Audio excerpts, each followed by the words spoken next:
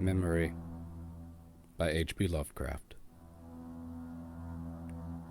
In the valley of Nis, the accursed waning moon shines thinly, tearing a path for its light with feeble horns through the lethal foliage of a great yew-pass tree.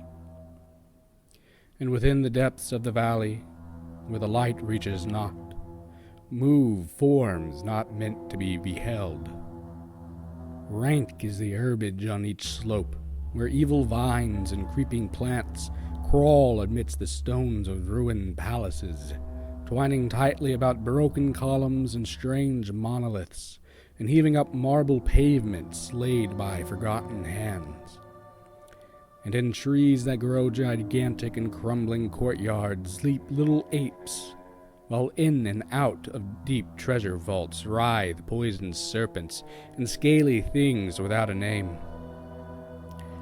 Vast are the stones which sleep beneath coverlets of dank moss, and mighty were the walls from which they fell. For all time did their builders erect them, and in sooth they yet serve nobly, for beneath them the grey toad makes his habitation. At the very bottom of the valley lies the river Than, whose waters are slimy and filled with weeds. From hidden springs it rises, into subterranean grottos it flows, so that the demon of the valley knows not why its waters are red, nor whither they are bound. The genie that haunts the moonbeams spake to the demon of the valley, saying, "I am old, and forget much. Tell me the deeds and aspect and name of them who built these things of stone."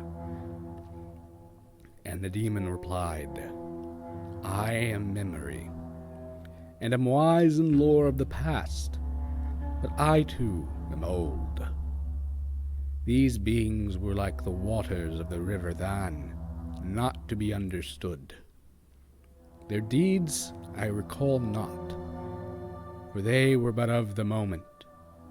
Their aspect I recall dimly, for it was like to that of the little apes in the trees. Their name I recall clearly, for it rhymed with that of the river.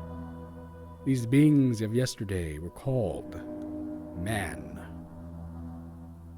So the genie flew back to the thin-horned moon, and the demon looked intently at a little ape in the tree that grew in a crumbling courtyard.